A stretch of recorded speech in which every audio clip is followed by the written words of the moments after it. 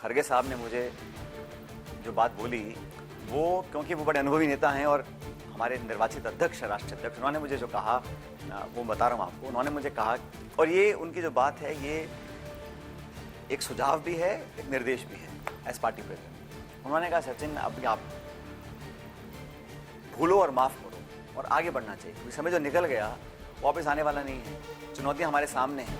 तो हमें अभी सकारात्मक सोच रखकर आगे की तरफ देखना पड़ेगा। पार्टी जो निर्णय करती है, कर रही है, वो पार्टी के कार्यक्षेत्र में आता है। हम लोगों को तो संगठन को मजबूत करना है और चुनाव जीतना है। उस दिशा में हमें अपना पूरी ताकत लगा के काम आगे का करना है।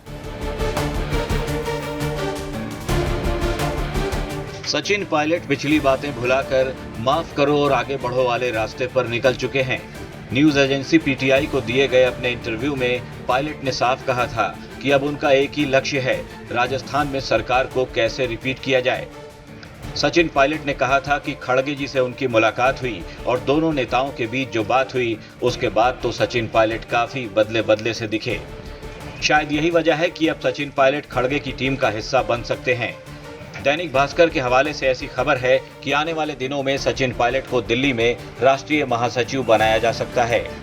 मन का जो मेरी राजनीतिक जमीन है, जहाँ पे हम लोगों ने राजनीति करी है, मुझे भी 20-25 साल हो गए, तो वहाँ के लोगों का, कार्यकर्ताओं का, मतदाताओं का, वहाँ की मिट्टी का, वहाँ का राजस्थान का जो मुझको आशीर्वाद मिला है, मेरी सबसे बड़ी पूंजी वो है। तो मैं भी चाहता हूँ वहाँ पर जो मेरा योगदान हो सके उसको मैं दूँ और हम सरकार दोबारा बनाएं। क्योंकि जैसा आप कह रहे थे 18 में मैं प्रदेश का अध्यक्ष था, उस समय हमने मिलकर चुनाव लड़ा सब लोगों ने और उसके अच्छे परिणाम आए। जहाँ 2013 में हम सिर्फ मात्र 21 सीटों पर सिमट गए थे और 2013 के चुनाव में जो आरक्षित सीटें हैं एससी वर्ग के लिए, वहाँ पे हमें एक भी सीट नहीं मिली थी।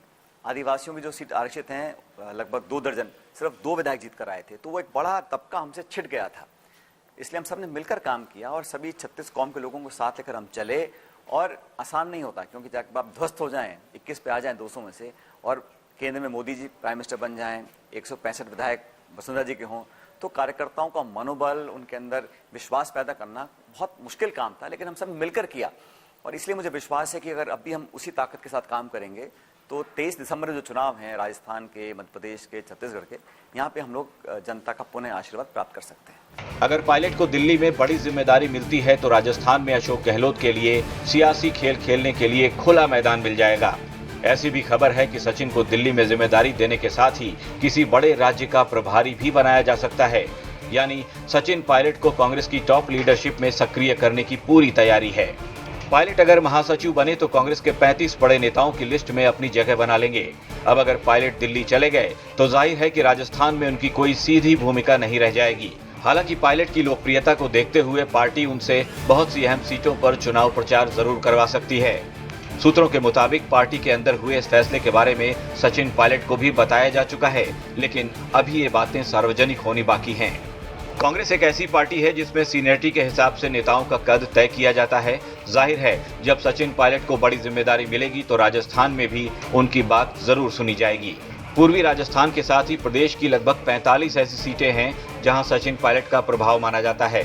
ऐसे में अब कयास लगाए जा रहे हैं कि जब टिकट बंटवारे की बारी आएगी तो सचिन अपने करीबियों को इन्हीं सीटों पर एडजस्ट करने की कोशिश करेंगे। खबर यह भी है कि कांग्रेस की राष्ट्रीय टीम में फेरबदल एक साथ ही होगी, जिसमें सचिन पायलट के साथ ही बाकी नेताओं के नाम की भी घोषणा हो सकती है।